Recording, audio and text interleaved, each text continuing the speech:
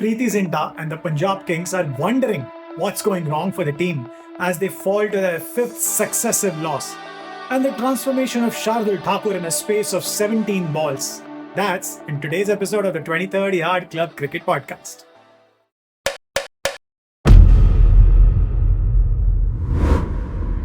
Shardul Thakur had last played a game 15 days ago and last bowled in a match nearly a month ago. It was against Punjab Kings, and in the 3 overs that he bowled against them, he went for 42 runs. He picked up a wicket as well. In the 2 matches he has played since, Thakur has come out as an impact sub in one, and neither bowled nor batted in that game. And in the other, against Super Kings, he was in the playing 11 but wasn't given the ball. His stocks had fallen so drastically that the man of the match in Mumbai Indians' first game of the season had been all but discarded, and it looked like there was no coming back from there. Except that he did. And how? With Mumbai Indians already out of the competition, it might have made sense for them to give more opportunities to the young guns, the likes of Raj Bawa, Krish Bhagat, Robin Mins, Raghu Sharma. Raghu Sharma is not a young gun, but in terms of experience. Bawa and Raghu made the team, but Mumbai went back to Shardul this time. And playing under a bowling captain, Jasprit Bumrah, Shardul was also brought into bowl in the 5th over of the power play in the Punjab Kings game. Prop Simran hadn't gotten going till then, had been dropped once in the slips, and had trundled to 9 of 10. He was really struggling there. But in Shardul, he saw a bowler he could take down, and he did exactly that. A ball down the leg side was swatted away. Then on the middle stump was slogged over square leg, and one short and wide was slashed through point. 3 fours, 15 runs in his first over. And with bowling options galore, Bumrah could have held Shardul back forever after that. Instead, he was brought back to bowl in the 12th over. Prop Simran was still around, and he followed a wide first ball with a tonking shot to the leg side for a 6 of what was then the first legitimate delivery.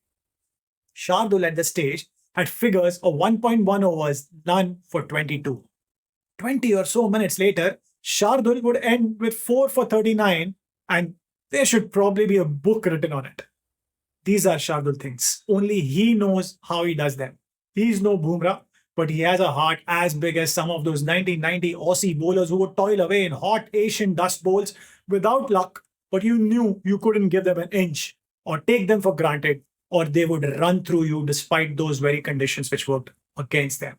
Here, Thakur induced Prop Simran to play another one across the line, but this time a leading edge went to the third man fielder. Thankfully, it was caught. 2 balls later, his Mumbai teammate Shreyas Iyer was left befuddled by one that seemed away half a degree more than what the batter expected. Enough to beat the bat, not enough to miss the stumps. Next over, Thakur would get rid of another of his Mumbai teammates, Suryansh Shedge, before wrapping things up with one that kept low and bowling Marco Jansen. Thakur would later point to his ability to bowl cross seam on a good length and obviously stump to stump that helped him come away with the wickets. Now, easier said than done when you have the batters try to go after you every ball and you have not bowled in nearly a month. But as I said, Shardul thinks only Shardul knows how. This also took his wickets tally in this season to 10, the second best by a Mumbai Indians bowler after Allah Ghazanfar. Unlike in the first game against KKR, the player of the match award would not go to him, it would go to Tilak Verma, and that made sense too, given the slightly tougher nature of the surface. But there wasn't much to choose between the two, I guess. At the end of the game, Punjab Kings co-owner Preeti Zinta was seen talking with Ricky Ponting. And the most obvious question would have been, what's happening? Where do we go from here? Because this was a team that had gone unbeaten in their first 7 games and have now lost 5 in a row suddenly. They are still 4th on the table, but the 5th and the 6th place teams, Chennai and Rajasthan, are only a point behind and they have a game in hand. The most obvious answer to this would be their fielding.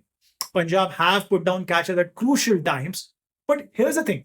They had been dropping catches earlier too. I mean, we remember what happened when Shashank Singh dropped 3 catches in a match, which they went on to win. The bigger issue looks to be somewhere else and probably a little more subtle. As bowling goes, the lack of penetration from Marco Jansen, Xavier Bartlett, and any of their 5th bowlers, whether it's Vijay Kumar Vyashak or Marcus Stoinis, it has meant that they have needed their batters to keep pulling them out of the mire even earlier when they were winning the games. Now, Arshdeep has had a couple of decent games, but he hasn't been able to get that early swing that has made life difficult for batters. And batters have, in general, lined him up more easily than usual. So what then happens is that when the batters begin not to perform to their optimal best, like even a slight drop in scoring or scoring rates, it becomes a bigger problem than usual. Priyansh Arya's form has been that issue. He had scored 211 runs in the first 6 games of the tournament, which now has fallen to 153 in the last 6. Not a lot of difference, but with Jofra Archer, Kagiso Rabada, and Pat Cummins having used pace and disconcerting bounce to trouble him, it has become difficult for him not to let those issues to seep into other aspects of the game. Iyer's runs have also dried up a tad, with an unbeaten 59 against Delhi being the only score over 30 in the last 5 games. Before that, he had a score of 279 in the previous 7 games, including 450s.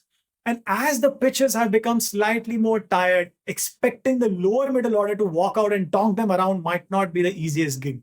Yesterday, they might have found a solution to that in Azmatullah Omarzai, who's playing his first game. But Punjab's next game is against RCB, a team that won't give them an inch as they battle to finish in the top 2 of the points table.